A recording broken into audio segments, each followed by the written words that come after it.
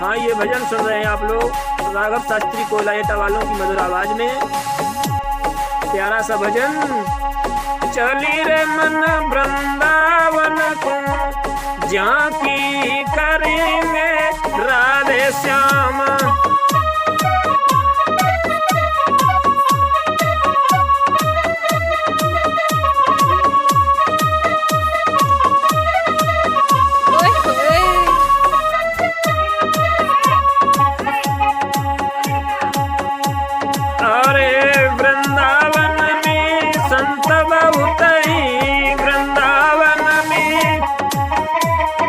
DJ Raghav भजन करत ही वहाँ पर हरि को अरे सफल करे चैनल राघव शास्त्री स्टूडियो अपने तन को झांकी करे राधे श्यामा।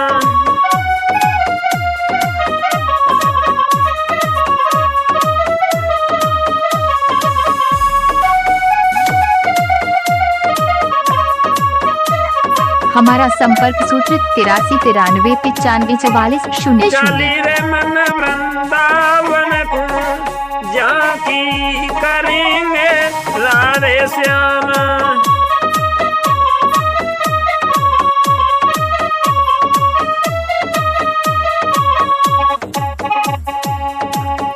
अरे वृंदावन में कृष्ण की पूजा वृंदावन में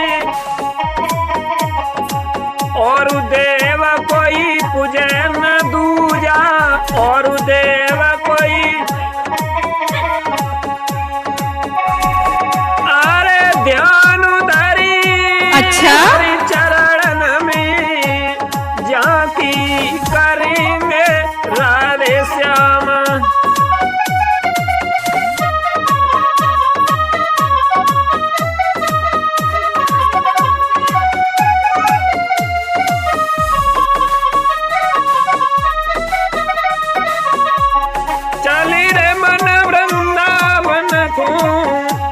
झांकी करेंगे राधे श्याम।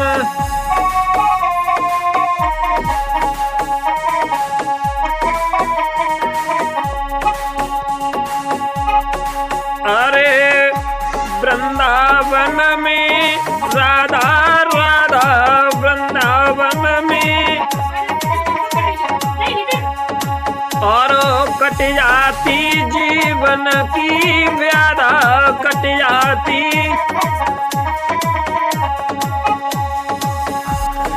अरे शुद्ध कर अपने मन को झांकी करेंगे राधे श्याम शुद्ध करे।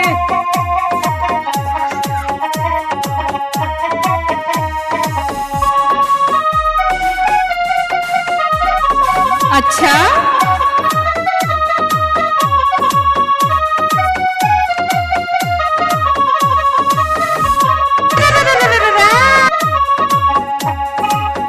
अरे चली रे मन वृंदावन को झांकी करेंगे राधे श्याम।